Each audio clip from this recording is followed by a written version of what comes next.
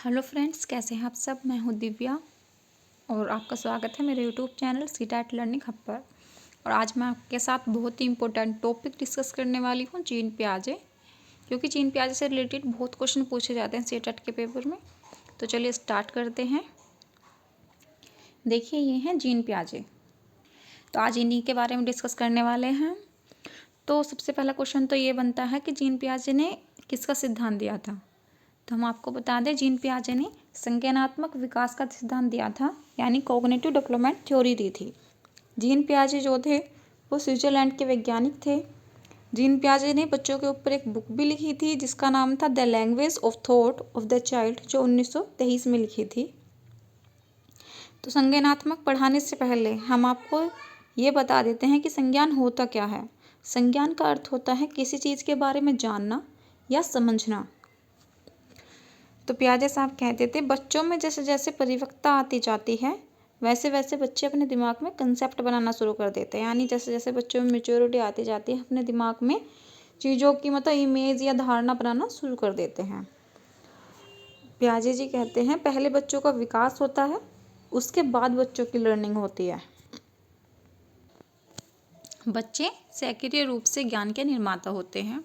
पियाजे कहते हैं, बच्चे जो होते हैं वो नन्हे वैज्ञानिक होते हैं जो संसार के बारे में अपने सिद्धांतों की रचना खुद करते हैं। बच्चों के जो सोचने का तरीका है वह वयस्क अडल्ट से प्रकार में तो अलग है, क्वांटिटी में नहीं।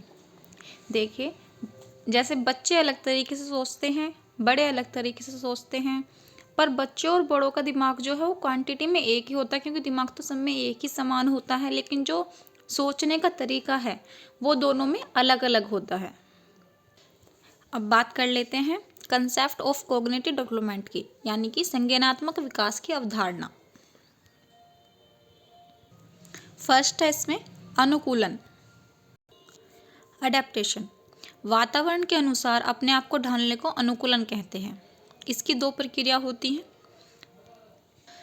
फर्स्ट होती है हमारी आत्मसात्करण, यानी कि एसिमिलेशन। पूर्व ज्ञान को नए ज्ञान के साथ जोड़ना आत्मसात्करण कहलाता है। जैसे बच्चे ने देखा कि ये सफ़ेद कलर की बिल्ली है, इसके 4 पैर हैं, मूंछ है, इसकी पूंछ है, तो म्याऊं म्याऊं करती है। बच्चों को समझ आ गया कि हाँ, ये बिल्ली सफ़ेद कलर की है। फिर उसने देखा कि एक बिल्ली ब्राउन कलर की है, तो उसने देखा कि हाँ, इसके भी 4 पैर हैं, इसकी भी मूंछ है, इसकी भी पूंछ है। तो जानवर को अपना जो उसका पूर्व ज्ञान था, यानी उसने सफ़ेद बिल्ली देखी थी तो उसको नए ज्ञान के साथ जोड़ा उसने। हाँ, वे इसके भी 4 पैर, मूंछ है, बिल्ली पूंछ है। तो उसे पता लग जाता कि हाँ, ये भी बिल्ली है, लेकिन इनके कलर अलग हैं, बस ये अलग अलग रंग की हैं, वरना ये भी बिल्ली है। तो इसमें वो एसिमिलेशन कर लेता है। तो इसे ही आत्मसात्करण कहते हैं। फिर आता है हमारा समायोजन, यानी एकोमोडेशन। पूर्व ज्ञान में परिवर्तन करके वातावरण के साथ तालमेल बिठाना समायोजन कहलाता है। देखिए, अब बच्चों को ये तो पता चल गया था कि हाँ, 4 पैर वाली, पूंछ वाली और मूंछ वाली बिल्ली तो होती है। फिर वो अपने पेरेंट्स के साथ एक दिन चिड़ियाघर जाता है। तो चिड़ियाघर में वो टाइगर को देखता है, तो उसके भी 4 पैर थे, उसकी भी पूंछ है और उसकी भी मूंछ है। तो वो अपनी मम्मी से बोलता है कि मम्मी देखो कितनी बड़ी बिल्ली है। तो क्योंकि वो बिल्ली तो होती नहीं, तो उसकी मम्मी बोलती है उसको, नहीं बेटा, ये बिल्ली नहीं है, टाइगर है। तो क्योंकि बिल्ली म्याऊं म्याऊं करती है और टाइगर जो है वो दहाड़ता है, तो फिर वो अपने ज्ञान में फिर परिवर्तन करता है। फिर वो ये समझ जाता है कि हाँ, 4 पैर वाली, मूंछ वाली, पूंछ वाली सिर्फ बिल्ली नहीं हो सकती, टाइगर भी हो सकता है। तो वो अपने वातावरण में तालमेल बिठाता है, उसे समायोजन करता है अपने ज्ञान को।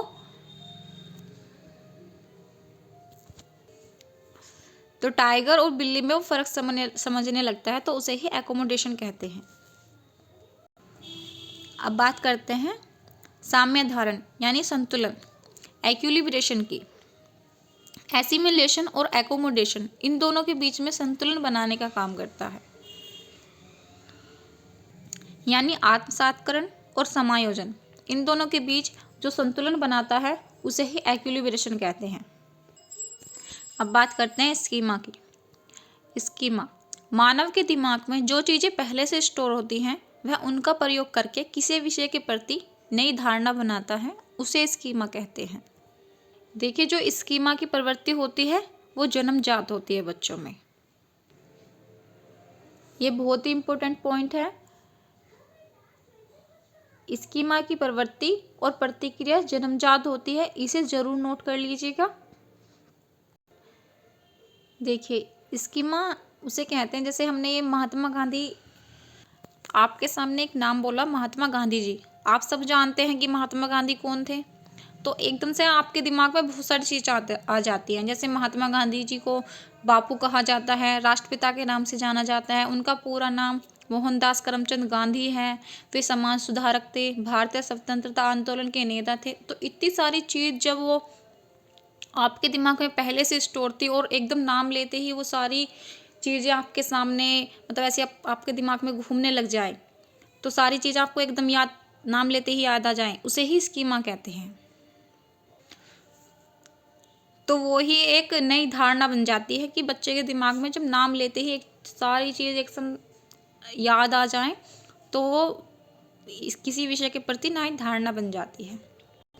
अब बात करते हैं विकेंद्रण की, यानी डिसेंटरिंग। विकेंद्रण से तात्पर्य है किसी वस्तु या चीज़ के बारे में वस्तुनिष्ठ या वास्तविक ढंग से सोचने की क्षमता होती है। देखिए, जब हम किसी चीज़ को वास्तविक ढंग से सोचते हैं उसे ही विकेंद्रण कहते हैं। 3 से 4 महीने के जो बच्चे होते हैं उनमें ये वास्तविक ढंग से सोचने की क्षमता नहीं पाई जाती, लेकिन जैसे जैसे बच्चे बड़े होते जाते हैं उनके अंदर वास्तविक रूप से सोचने की क्षमता विकसित होने लग जाती है। 1 साल तक के बच्चे के अंदर ये क्षमता विकसित होने लग जाती है। 1 साल के बाद बच्चे के अंदर वास्तविक ढंग से सोचने की क्षमता जो है वो विकसित होने लग जाती है, उसे ही विकेंद्रण कहते हैं।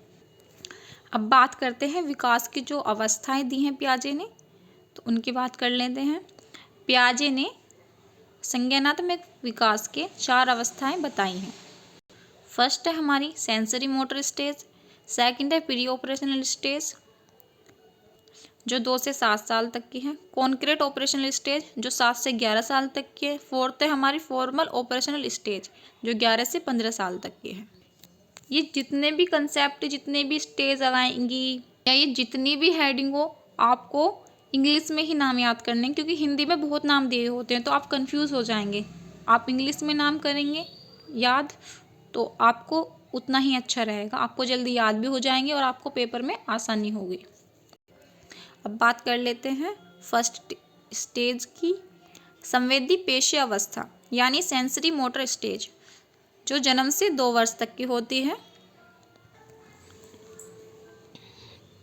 संवेदी पेशी अवस्था में बच्चा जो है अपने ज्ञानेंद्रियों के माध्यम से सीखता है, जैसे आँख, नाक, कान, मुंह, त्वचा आदि, इन्हीं के माध्यम से जो बच्चा है वो संवेदी पेशी अवस्था में सीखता है। इस अवस्था में बच्चा जो है वस्तुओं को उलटने पलटने तथा छूने पर अधिक ध्यान देता है और जो उसे क्रिया करने में रोचक यानी जिनसे उसे मनोरंजन मिले उन क्रियाओं को बच्चा ज़्यादा करता है जन्म से 2 वर्ष तक। 8 से 12 महीने का बच्चा अगर खिलौनों को छुपा दिया जाए तो वस्तुओं को इधर उधर करके खिलौने की खोज जारी कर देता है। 12 से 8 महीने के बच्चे वस्तुओं को गुणों को प्रयास एवं त्रुटि से सीखने की कोशिश करते हैं। खुद कुछ वस्तुओं को लेकर प्रयोग करने लग जाते हैं। जो 1 साल तक के 1.5 साल तक के बच्चे होते हैं वे अपना आप ही प्रयास एवं त्रुटि से सीखने की कोशिश करते हैं। कुछ वस्तुओं को लेकर वे प्रयोग भी करते हैं। अब आता है हमारा पॉइंट वस्तु स्थायित्व, ऑब्जेक्ट परफॉर्मेंस। इस अवस्था में बच्चा चिंतन तो करना शुरू कर देते हैं जब वस्तु सामने, अगर वस्तु उनके सामने भी ना हो तो उनका अस्तित्व बना होता है। इस अवस्था में बच्चे अपने दिमाग में वस्तु की छाप बनाना शुरू कर देते हैं, जैसे वे छपी हुई वस्तु को पहचान सके। देखिए, अगर हम बच्चों से कुछ चीज़ें पूछें ना तो इस अवस्था में 2 साल तक के बच्चे अपने दिमाग में एक इमेज बनाना शुरू कर देते हैं। अगर बच्चों से पूछा जाए, जैसे कि बच्चों से पूछ लो कि मैंगो है, तो मैंगो बोलते ही उसकी इमेज उनके दिमाग में आ जाती है, तो हाँ वो बोलने लग जाते हैं कि हाँ ये मैंगो है। इस तरह उनके दिमाग में ना एक इमेज सी छप जाती है। अब बात करते हैं पूर्व संक्रियात्मक अवस्था की, यानी प्री ऑपरेशनल स्टेज, जो 2 से 7 वर्ष तक की होती है। प्री ऑपरेशनल स्टेज में बच्चा, यह क्रिया करने से पहले की अवस्था होती है। इसमें बच्चा सामने वाली आने वाली चीज़ों को देख पाएगा, समझ पाएगा, लेकिन कोई क्रिया नहीं कर पाता। इस अवस्था में बच्चा प्रतीक यानी सिंबल्स का यूज करने में निपुण हो जाता है। जैसे अगर माँ बच्चे को आवाज़ लगाए, तो तब बच्चा आवाज़ सुनता है ना, तो उसके दिमाग में, उसके मन में माँ की एक इमेज बन जाती है, तो जो वो संकेत का काम करती है कि हाँ उसकी माँ आवाज़ लगा रही है, उससे वो पहचान सकता है कि हाँ मेरी माँ आवाज़ लगा रही है। तो इस तरह से वो पहचान जाता है। इस अवस्था को टॉय एज भी कहा जाता है। प्री ऑपरेशनल स्टेज को, प्री ऑपरेशनल स्टेज में बच्चा जो है अपने समाज में अपने फ्रेंड के साथ खेलकर भी सीखते हैं बच्चे, समाज से सीखते हैं। इस अवस्था में बच्चे जो होते हैं उनके अंदर लक्ष्य केंद्रित व्यवहार की क्षमता आ जाती है। प्री ऑपरेशनल स्टेज में जो है वो लक्ष्य केंद्रित व्यवहार की क्षमता आ जाती है। ये बहुत इंपॉर्टेंट पॉइंट है कि प्री ऑपरेशनल स्टेज में टॉय एज है, बोलते हैं यानी, और इसी स्टेज में फ्रेंड के साथ खेलकर सीखते हैं। इसी स्टेज में जो है लक्ष्य केंद्रित व्यवहार की क्षमता आ जाती है और सिंबल्स का यूज करना शुरू कर देते हैं। ये सब प्री ऑपरेशनल स्टेज में होता है, जो 2 से 7 वर्ष तक की होती है। अब पॉइंट आता है हमारा जीववाद यानी कि एनिमिज्म। जब बच्चा सजीव और निर्जीव वस्तुओं में अंतर नहीं कर पाता। प्री ऑपरेशनल स्टेज में बच्चा जो है वो सजीव और निर्जीव वस्तुओं में अंतर भी नहीं कर पाता। जैसे कार, पंखा, हवा, बादल, सभी उसके लिए जो होती है ना वो सजीव चीज होती है, सबको सोचता है हाँ ये जीवित हैं। जैसे अगर बच्चा कहीं गिर जाए तो वो अपनी रोने लग जाता है, अपनी माँ से बोलता है कि हाँ माँ मम्मी मेरे धरती ने मारा, तो उसकी माँ भी धरती को मारने लग जाती है कि तूने क्यों मारा। क्यों? बच्चों को उस टाइम पता नहीं होता, क्योंकि तब तक वो चुप ही नहीं होता है जब तक उसकी माँ मारती नहीं है। कहीं उसको मेज से चोट लग जाए तो उसे नहीं पता कि मेज ने नहीं मारा, वो तो निर्जीव चीज़ है, वो मार नहीं सकती, तो लेकिन वो अपनी माँ से कहता है कि हाँ मेरे मेज ने मारा। तो ये कंसेप्ट ना बच्चा समझ ही नहीं पाता प्री ऑपरेशनल स्टेज में। जीववाद का जो कंसेप्ट है वो बच्चे के अंदर नहीं आ पाता प्री ऑपरेशनल स्टेज में। अहम केंद्रित ईगोसेंट्रिज्म, इसमें बालक सिर्फ अपने ही विचारों को सही मानता है और वह सोचता है कि दुनिया की अधिकतर चीज़ें उसके इर्द गिर्द चक्कर लगाती हैं। लेकिन जैसे जैसे वो बच्चों के का संपर्क अन्य बालकों से होता है,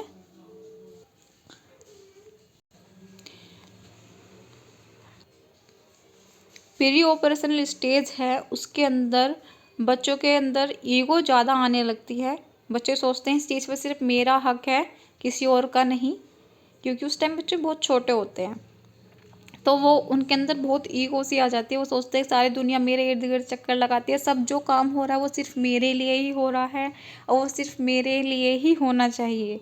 वो इस तरह सोचने लगते हैं। जैसे वो अगर दौड़ना शुरू कर देते हैं तो वो सोचते हैं कि सूरज मेरे साथ ही दौड़ रहा है, वो मेरे लिए ही दौड़ रहा है। वो किसी चीज़ को देख रहे हैं तो देखते हैं कि मेरी गुड़िया वही देख रही है जो मैं देख रहा हूँ। उनका मानना इस स्टेज में ये होता है कि जो मैं कर रहा हूँ वही ठीक है, बाकी सब गलत हैं, किसी की नहीं सुनता। इस स्टेज में वो सिर्फ उसके अंदर ईगो आ जाती है। लेकिन जैसे जैसे बच्चे बड़े होने लग जाते हैं उनके अंदर ईगो की जो शिकायत है वो कम होने लग जाती है। ये सब प्री ऑपरेशनल स्टेज में होता है। फिर आता है हमारा अपलटावी का गुण यानी इरिवर्सिबिलिटी। ये भी हमारा प्री ऑपरेशनल स्टेज में आता है। इस अवस्था में बच्चा वस्तुओं को अलटना पलटना नहीं सीख पाता, वस्तुओं को अलटना पलटना, संख्याओं को अलटना पलटना नहीं सीख पाता। जैसे अगर बच्चे से पूछा जाए 2 × 4 तो वो आंसर दे देगा 8। लेकिन अगर बच्चे से पूछा जाए कि 4 × 2 तो वो आंसर नहीं दे पाएगा, क्योंकि उसे अलटना पलटना नहीं आता शब्दों को। तो इस स्टेज में ये गुण भी नहीं आ पाता, प्री ऑपरेशनल स्टेज में। अब आता है हमारा मुद्रा संप्रत्यय का गुण। मुद्रा संप्रत्यय में बच्चा दूरी, भार, ऊंचाई की योग्यता आदि के कंसेप्ट को नहीं समझ पाता। इसमें बच्चे को नहीं समझ आता कि वो दूरी किस तरह नापे, भार में किस तरह, मतलब कि कोई चीज़ भारी है, क्या चीज़ हल्की है, वो नहीं समझ पाता। ऊंचाई नहीं समझ पाता, इसमें इस कंसेप्ट को नहीं समझ पाता। देखिए जैसे हम इस तराजू में एक तरफ 50-50 ग्राम के 2 वाट रख दें, एक तरफ 100 ग्राम का वाट रख दें, तो वो नहीं समझ पाएगा। वो हमेशा जो ज़्यादा चीज़ होगी उसको उठाता है, वो 50-50 ग्राम वाले को 2 उठाएगा, उसे नहीं समझ आएगा कि ये दोनों बराबर है। तो इस कंसेप्ट को बच्चा नहीं समझता। ना बच्चा नोट की कीमत समझता। अगर उसे गिल्टी के पैसे दे दें, कॉइन दे दें और नोट दे दें, तो वो कॉइन ही उठाएगा, क्योंकि उसे लगता है कि कॉइन ज़्यादा है, कॉइन भारी है। तो नोट की कीमत भी बच्चा इसमें नहीं समझ पाता। और हाइट के अकॉर्डिंग नहीं लगा पाता चीज़ों को बच्चा। तो ये कंसेप्ट भी प्री ऑपरेशनल स्टेज में बच्चे के अंदर नहीं आ पाता मुद्रा संप्रत्यय का। अब आता है हमारा क्रमबद्ध सीरिएशन। इस अवस्था में बच्चा चीज़ों को क्रम से लगाना नहीं सीख पाता।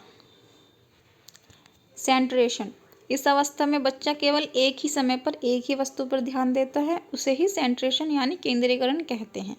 देखिए अगर बच्चे को फ़ोन दिया जाए तो बच्चा सिर्फ कार्टून देखने पर ही ध्यान देगा। उसे नहीं पता कि हाँ इससे फ़ोन में मिलाना है, किसी का मैसेज आ रहा है, किसी का फ़ोन आ रहा है, वो उस चीज़ पर ध्यान नहीं देता।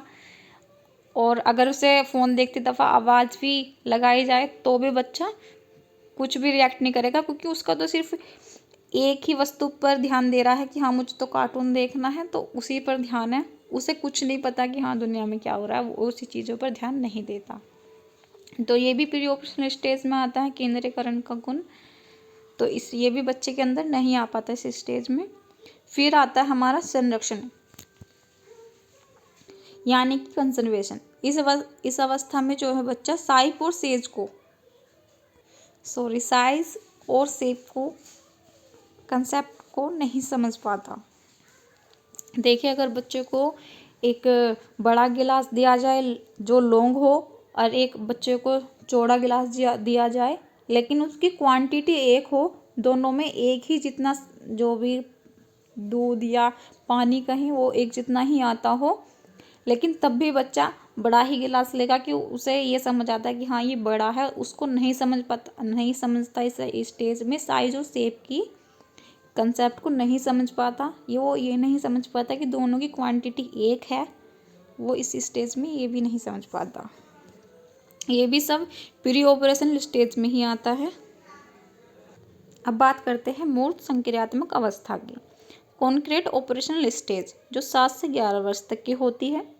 इस अवस्था में बच्चा ठोस वस्तुओं के आधार पर आसानी से मानसिक क्रियाएं कर सकता है, परंतु वस्तुओं को न देकर उसके बारे में शाब्दिक कथन तैयार कर यदि समस्या उत्पन्न की जाती है तो वह निष्कर्ष पर पहुंचने में असमर्थ रहता है। देखिए अगर बच्चों को वस्तुओं को न दें और शाब्दिक कथन यानी कोई क्वेश्चन तैयार करें तो वह उसका उत्तर देने में असमर्थ रहता है, वो उसका उत्तर नहीं दिया जाता 7 से 11 साल की उम्र में। जैसे अगर उनसे कहा जाए कि अंजू मंजू से बड़ी है और मंजू बड़ी है रंजू से, तो तीनों में से कौन बड़ा है, तो इस समस्या का समाधान वो इस उम्र में नहीं कर पाता, वो नहीं समझ पाता, इसमें वो कंफ्यूज हो जाता है। तो अब बात करते हैं इस अवस्था में बच्चा चिंतन तो करता है, लेकिन बच्चों के जो अंदर है वो मैच्योरिटी नहीं आ पाती, परिपक्वता नहीं आ पाती, चिंतन तो करने लगता है इसमें।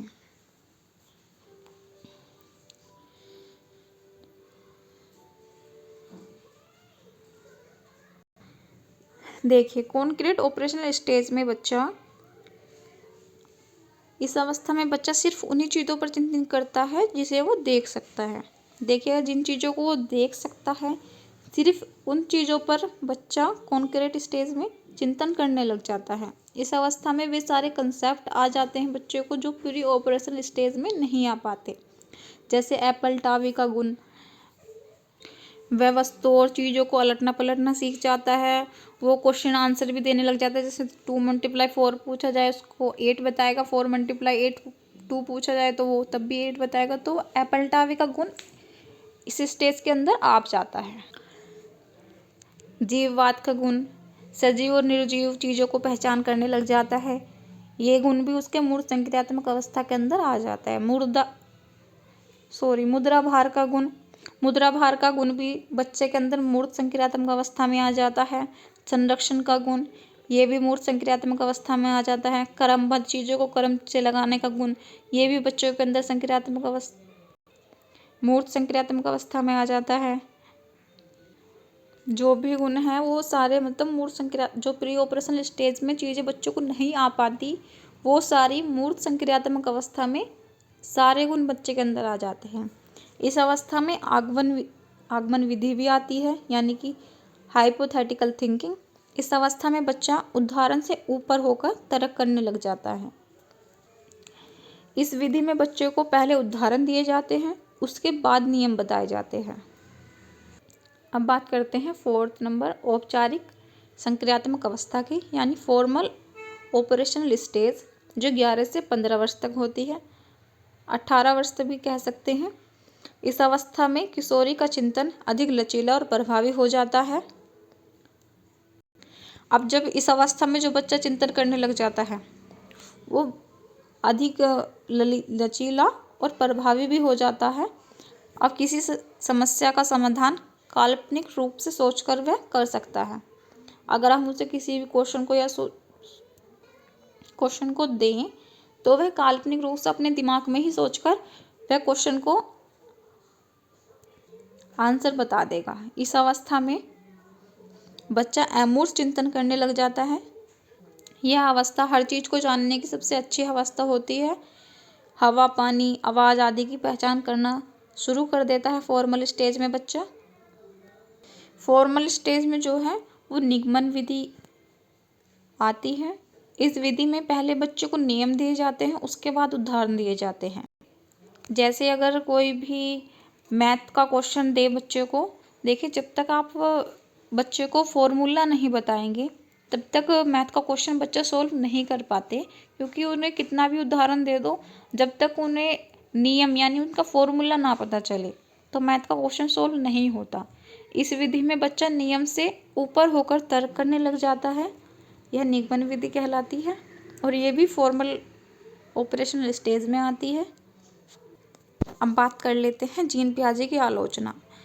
देखिए पेपर में आलोचना भी पूछी जाती है जीन पियाजे की, तो चलिए स्टार्ट करते हैं। पियाजे के अनुसार जब बालक को दी गई समस्या के समाधान नहीं कर पाते तो उसका सीधा मतलब यह होता है कि बालकों में संज्ञानात्मक विकास की कमी है, ये पियाजे जी कहते हैं।